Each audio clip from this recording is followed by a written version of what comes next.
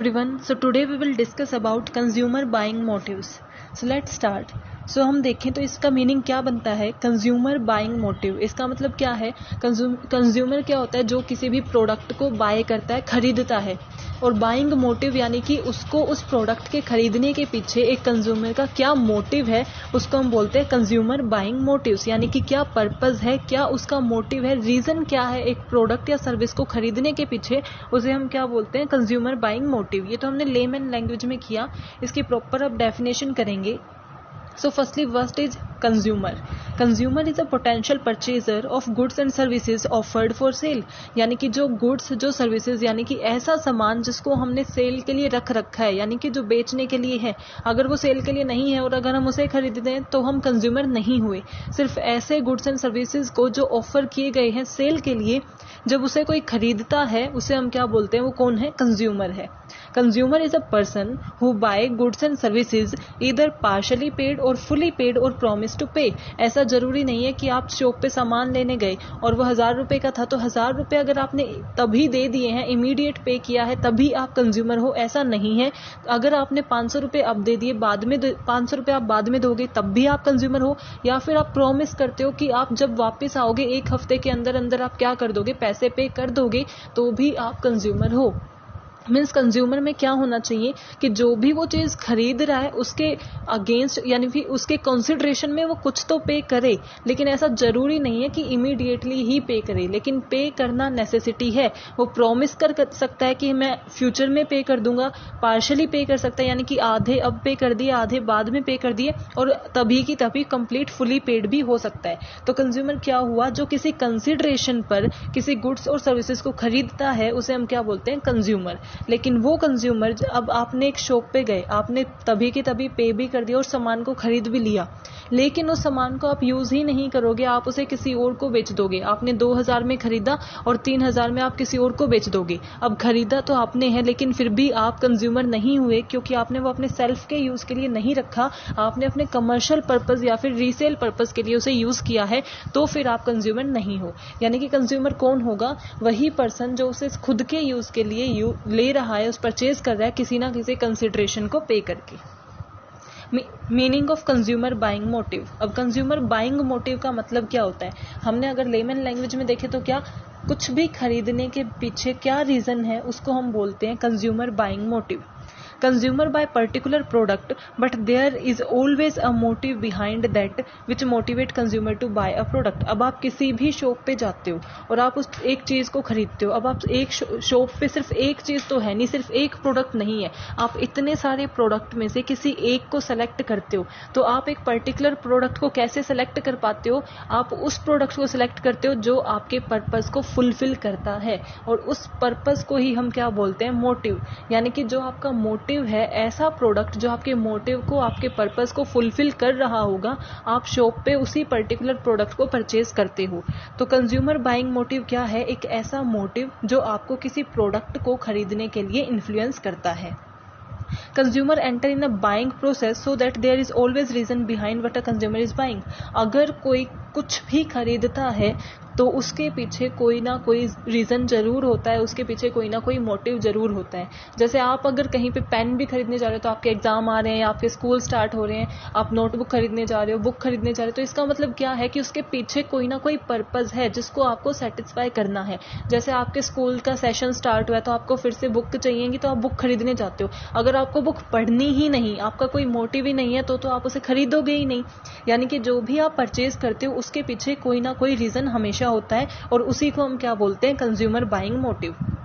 Consumer buying motive is a strong feeling, desire or emotion that make the buyer to react in a form of decision to buy a product. यानी कि consumer buying motive क्या हो सकता है, कोई ऐसी feeling है, वो इतनी स्ट्रॉन्ग फीलिंग है कि वो तभी सेटिस्फाई होगी जब आप उसको परचेज कर लोगे, जब उस प्रोडक्ट को आप गेन कर लोगे. तो ऐसी कोई स्ट्रॉन्ग फीलिंग, आपकी डिजायर और इमोशन जिनकी वजह से आप एक पर्टिकुलर प्रोडक्ट को बाय करने का डिसीजन ले सकते हो, उसको हम बोलते हैं कंज्यूमर बाइंग मोटिव.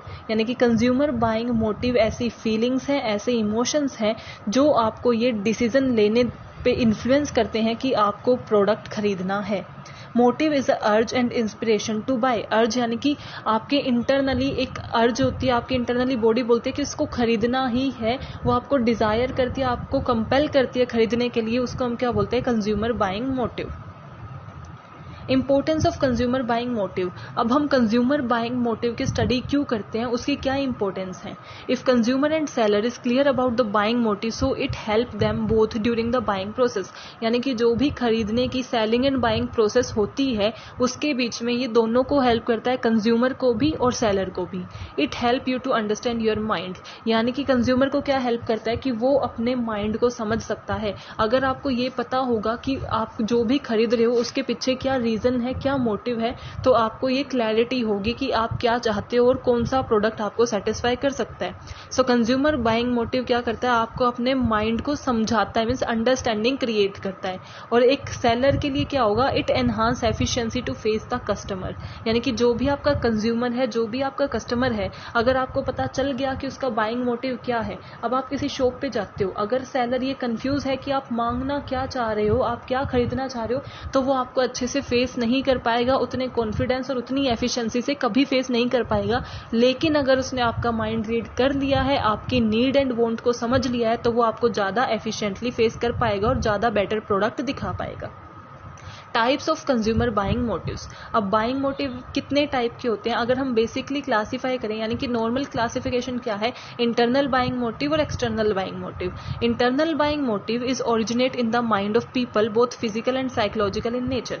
यानी कि इंटरनल बाइंग मोटिव क्या होता है, नेम ही सजेस्ट कर रहा है इंटरनल, यानी कि जिसमें आउटसाइड एनवायरमेंट इंक्लूड नहीं होता, inside your body, internal of your body, यानी कि आपके माइंड से, आपके माइंड में वो चीज आती है, आपकी बॉडी उसकी डिमांड करती है, उसको हम क्या बोलते हैं, इंटरनल बाइंग मोटिव। यानी कि कुछ भी आउटसाइड से कोई डिजायर या इमोशन नहीं है, विद इन योर बॉडी कोई इमोशन एंड डिजायर है, उसको हम बोलते हैं internal mind motive. There are feeling और urge which come from your mind and internal of your body to buy a product. यानी कि आपके माइंड से, विद इन आवर बॉडी, जब कुछ बाय करने का आपके अंदर फीलिंग आती है, अर्ज आती है, तो उसको हम क्या बोलते हैं, internal buying motive. It is further classified into rational and emotional motive. कि इंटरनल जो होती है वो रेशनल भी हो सकती है और इमोशनल भी हो सकती है। अब आप अपने माइंड से, आपका माइंड, आपकी बॉडी आपसे कुछ डिमांड कर रही है, फॉर एग्जांपल, कि वो रेशनल और इमोशनल कैसे हो सकती है। रेशनल क्या होता है, जब आप माइंड से सोचते हो, और इमोशनल जब आप हार्ट से सोचते हो। यानी कि आप कुछ सामान लेने गए, अब आपके पास उतने पैसे नहीं है, या फिर आप सोचो कि आपके पास 2000 रुपए हैं, लेकिन आपको बहुत सा सामान खरीदना है और आपको अपने भाई के लिए, अपनी बहन के लिए क्या गिफ्ट लेना है। तो उसमें क्या है कि वो 1500 का गिफ्ट उन्होंने बोला, तो बाकी सामान के लिए सिर्फ आपके पास 500 रुपीज बच गए। तो अगर आप रेशनली सोचोगे तो आप सोचोगे कि आप कोई और गिफ्ट ले लो, क्योंकि आपने क्या किया, उसकी कॉस्ट को एनालाइज किया है, अल्टरनेटिव्स को एनालाइज किया है, और उसके बाद आपने रेशनली, लॉजिकली सोच के ये देखा है कि फिर अगर इतने का मैं गिफ्ट ही ले लूंगी तो उसमें क्या बाकी चीजों के लिए पैसे नहीं बचेंगे। वो तो क्या होती है, रेशनल थिंकिंग। फिर आप क्या प्रोडक्ट परचेज करते हो कि आप उस 1500 की जगह कोई 500 का गिफ्ट मिल रहा है, उसे आप ले लेते हो। तो वो तो है रेशनल बाइंग मोटिव। यानी कि विद इन आपकी बॉडी, आपके माइंड ने आपको ये कहा है कि भाई, आपके माइंड से आपको ये इंस्टिंक्ट मिला है कि आपको क्या परचेज करना है। ऐसे ही इमोशनल क्या होगा कि उसको ये पसंद है तो मैं यही ले लेती हूँ, बाद में देखा जाएगा कि बाकी चीजें कैसे खरीदनी है। तो वो आप बाय हार्ट डिसीजन लेते हो, अपने दिल से डिसाइड कर लेते हो, उसमें आप फीलिंग्स को ज्यादा इंपॉर्टेंस देते हो, तो उसको हम क्या बोलते हैं, इमोशनल मोटिव। ये तो थे हमारे इंटरनल बाइंग मोटिव। अब है एक्सटर्नल बाइंग मोटिव। हमने इंटरनल बाइंग मोटिव में क्या किया था, जो within our body, inside our body है, एक्सटर्नल एनवायरनमेंट को वो इंक्लूड नहीं करते। लेकिन एक्सटर्नल बाइंग मोटिव क्या करते, जो हमारी आउटसाइड एनवायरनमेंट है उसके अकॉर्डिंग जब हमारे बाइंग मोटिव होते हैं, हमारे बाइंग डिसीजन लिया जाता है, उसको हम बोलते हैं external buying motive. External buying motive are not from inside of your body but it is from outside the environment which make you force product। यानी कि किसी भी प्रोडक्ट को खरीदने के लिए जब आपको इन्फ्लुएंस किया जाता है आउटसाइड एनवायरनमेंट से, उसको हम बोलते हैं एक्सटर्नल बाइंग मोटिव। अब उसमें क्या क्या हो सकता है, आपकी age, gender, education, occupation, culture, religion. यानी कि आप अपनी एजुकेशन लेवल के अकॉर्डिंग आपकी नीड चेंज होती है, आपकी एज के अकॉर्डिंग आपका एज लेवल क्या है, रिलीजन क्या है, हिंदू मुस्लिम हर रिलीजन पर्सन की क्या different different need and wants होती हैं, आपका लाइफस्टाइल कैसा है, आप कितने मॉडर्न हो, मॉडर्न पर्सन की अलग होंगी, फैशनेबल की अलग होंगी, सिंपल जो पर्सन है उसकी अलग होंगी। सो हमारी नीड जो एक्सटर्नल एनवायरनमेंट से, यानी कि क्या ट्रेंड चल रहे हैं, क्या फैशन चल रहे हैं, हमारा ऑक्यूपेशन क्या है, उसके अकॉर्डिंग जब हम डिसाइड करते हैं तो हम उसको बोलते हैं एक्सटर्नल बाइंग मोटिव। ये तो थी हमारी बेसिक क्लासिफिकेशन, लेकिन जो हमारी मेन क्लासिफिकेशन है वो हमारी है प्रोडक्ट एंड पैट्रोनेज। इसका मतलब क्या है कि हमारा जो बाइंग मोटिव है उसके मेन जो क्लासिफिकेशन है, मेन डिवीजन कैसे किया जाता है, product and patronage buying motive. तो सबसे पहले हमारा product buying motive. Product motive means when why do you buy a particular product. Product buying motive क्या बताता है हमें कि जो भी प्रोडक्ट हम खरीद रहे हैं हम वो क्यों खरीद रहे हैं, उसी चीज को डिफाइन करता है प्रोडक्ट बाइंग मोटिव। जैसे हमने बेसिक में किए थे कि इमोशनल भी हो सकते हैं और रेशनल भी हो सकते हैं, वो हमारी बेसिक क्लासिफिकेशन थी, लेकिन मेन क्लासिफिकेशन यही है। और इमोशनल और रेशनल हर जगह पाए जाते हैं, क्योंकि जो भी हम डिसीजन लेते हैं या तो वो हम इमोशनली लेते हैं या रेशनली लेते हैं। सो प्रोडक्ट बाइंग मोटिव भी क्या हो सकता है, इमोशनल भी हो सकता है और रेशनल भी हो सकता है। इमोशनल में क्या क्या आएगा कि आप हम प्रोडक्ट बाइंग मोटिव में क्या स्टडी करेंगे कि हम उस प्रोडक्ट को क्यों खरीद रहे हैं। अब उसके पीछे क्या रीजन हो सकते हैं, इमोशनल प्रोडक्ट बाइंग मोटिव भी हो सकता है कि इमोशनल रीजन भी हो सकता है और रेशनल भी हो सकता है। तो इमोशनल में क्या क्या आता है, pride, imitation, affection and comfort. Pride का मतलब क्या है, स्टेटस सिंबल, यानी कि आप क्या सोचते हो, आपके माइंड में, आप अपने हार्ट में ये सोचते हो कि आपका स्टेटस क्या है सोसाइटी में। उसमें आप कोई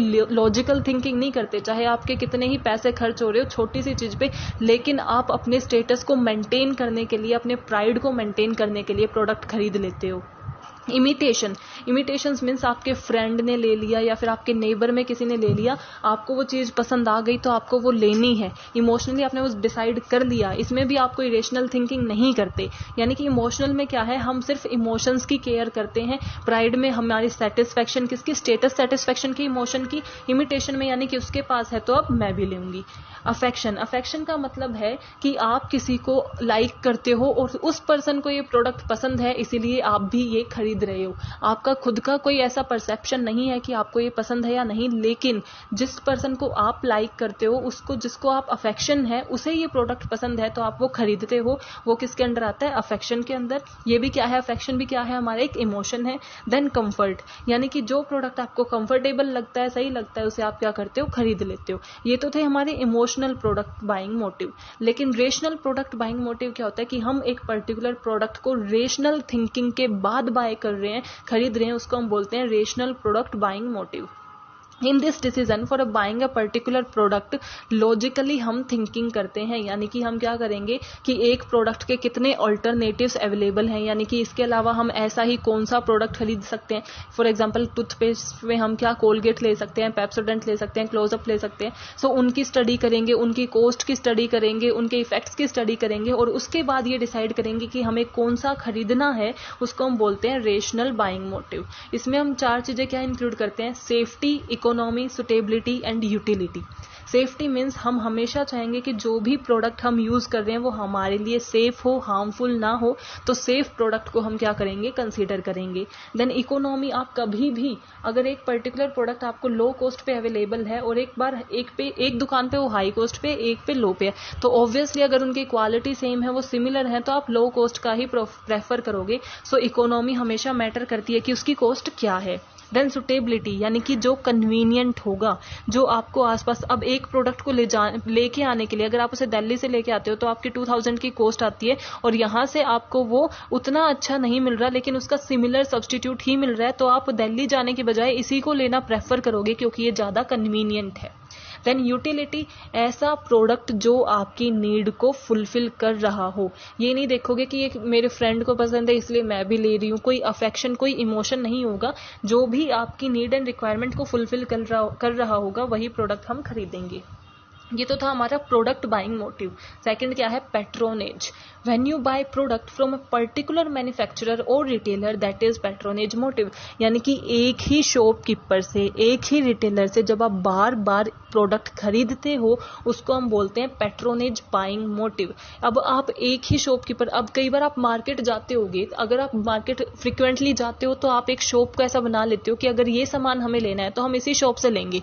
वो हम क्यों करते हैं? क्योंकि हमारा प्रायर एक्सपीरियंस अच्छा है, पहले जो हमने उनसे सामान खरीदा है उनकी क्वालिटी सही थी, उसका प्राइस सही था, इसीलिए हम क्या करते हैं, उससे खरीदते हैं। तो उसको हम क्या बोलते हैं? Patronage buying motive.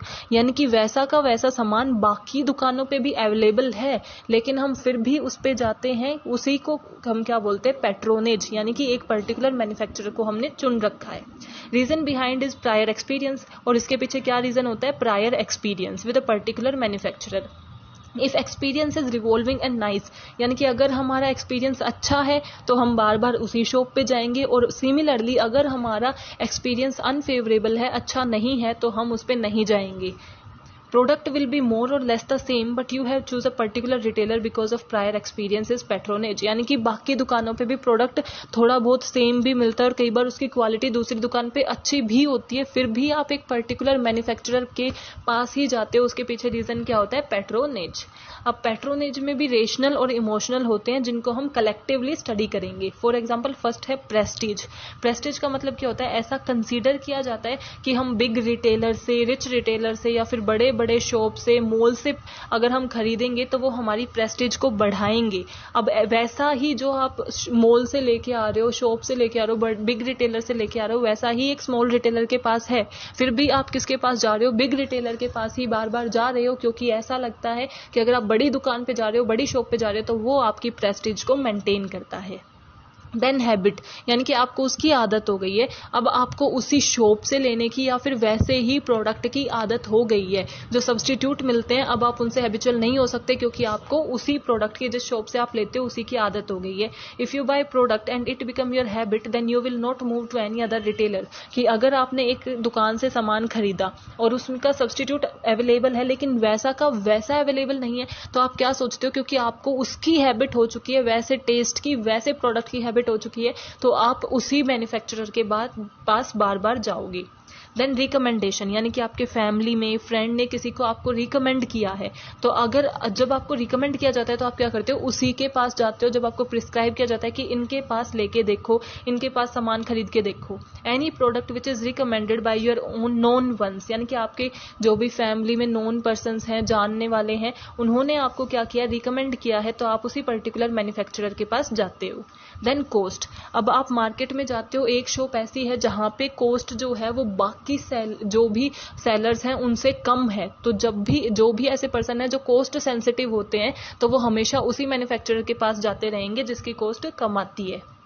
Then credit facility, अब ऐसा जरूरी नहीं है कि हर कोई पर्सन जो सामान खरीदता है वो इंस्टेंटली पे भी कर देता हो, ऐसा जरूरी नहीं है। बहुत से ऐसे पर्सन भी हैं जो उसे क्रेडिट पे लेते हैं और बाद में पे करते हैं। तो जो ऐसे लोग हैं जिनको क्रेडिट चाहिए होता है, क्रेडिट पे सामान चाहिए होता है, वो उसी मैन्युफैक्चरर के पास जाएंगे जो उन्हें क्रेडिट देता है, फिर वो उसे चेंज नहीं करेंगे क्योंकि उन्हें पता है कि क्रेडिट फैसिलिटी यहीं अवेलेबल है। देन सर्विसेज एंड कन्वीनियंस, यानी कि जो सर्विसेज आपको ऑफर की जाती हैं, अगर आप एक शॉप पे जाते हो, वहां पे pre sale services, after sale services अच्छी हैं, तो आप उसी शॉप पे क्या करोगे? कंटिन्यू जाते रहोगे। और वो क्या है? कन्वीनियंट भी है, यानी कि आपके घर के पास भी है, ज्यादा कॉस्ट भी नहीं आती। तो जो ज्यादा अच्छी सर्विसेज देते हैं, ज्यादा कन्वीनियंट होते हैं, हमारी कन्वीनियंस के अकॉर्डिंग होते हैं, तो उसी शॉप पे हम क्या करते हैं? बार बार जाते रहते हैं। फैक्टर इन्फ्लुएंसिंग बाइंग, अब कुछ ऐसे फैक्टर्स भी होते हैं जो हमारे बाइंग डिसीजन को क्या करते हैं? बाइंग मोटिव को इन्फ्लुएंस करते हैं, such as cultural factor, social factor, personal factor and psychological factor. Cultural factor यानी कि सबका कल्चर सेम नहीं होता, वेस्टर्न कल्चर डिफरेंट है, ईस्टर्न डिफरेंट है, हमारा कल्चर डिफरेंट है। सो ये क्यों डिफरेंट है? क्योंकि आपके इंडिया में ही आप लेके देख लो, साउथ का अलग है, नॉर्थ का अलग है। सो ये कल्चर के डिफरेंस की वजह से हमारे बाइंग डिसीजन भी बदल जाते हैं। जो हमारे साउथ में लोग रहते हैं और हम जो नॉर्थ में रहते हैं, उनकी बाइंग डिसीजन सेम नहीं है, उनका बाइंग हैबिट सेम नहीं है। सो हमारा कल्चर इन्फ्लुएंस करता है। अब हमारे खाने में भी क्या है? चीजें डिफरेंट है। हम यहाँ फ्रिक्वेंटली इडली डोसा नहीं खाते, लेकिन वहाँ के लोग क्या है? खाते रहते हैं। सो उनकी बाइंग डिसीजन, बाइंग हैबिट अलग है, तो उनका सामान खरीदने की हैबिट भी अलग होगी, लेकिन हमारी अलग होगी। तो ये किस वजह से है? कल्चरल फैक्टर से। देन सोशल फैक्टर, यानी कि कैसी सोसाइटी में आप रह रहे हो, उस सोसाइटी के बेस पे, क्योंकि आप जिस सोसाइटी में आप रह रहे हो आप वैसे ही हो जाते हो। तो सोसाइटी में आपका स्टेटस क्या है, आपका प्रेस्टीज क्या है, उसे मेंटेन करने के लिए सोशल फैक्टर यानी कि आपकी सोसाइटी भी आपको इन्फ्लुएंस करती है। देन पर्सनल फैक्टर यानी कि जो आपसे आपका ऑक्यूपेशन क्या है, आपकी एज क्या है। अब जो एक बच्चा जो सामान खरीदता है जरूरी नहीं है कि एक एज्ड पर्सन भी वैसा ही सामान खरीदता हो, दोनों की नीड एंड वांट डिफरेंट होती है। सो आपके पर्सनल फैक्टर के अकॉर्डिंग आप बाइंग डिसीजन करते हो। देन आपके साइकोलॉजिकल फैक्टर यानी कि जो आपके माइंड से रिलेटेड होते हैं, आपकी इंटेलिजेंस से रिलेटेड होते हैं, टेम्परामेंट से रिलेटेड होते हैं, यानी कि कितने अच्छे से आप एनालाइज कर सकते हो, उसकी कॉस्ट क्या है, वो क्या है हमारे साइकोलॉजिकल फैक्टर। यानी कि ये कुछ फैक्टर हैं जिनके बेस पे डिसीजन जो है हमारे चेंज होते रहते हैं, हमारी बाइंग हैबिट चेंज होती रहती है। So I hope you are clear with this topic. If you have any doubt, please mention in comment section. Thank you. Keep supporting.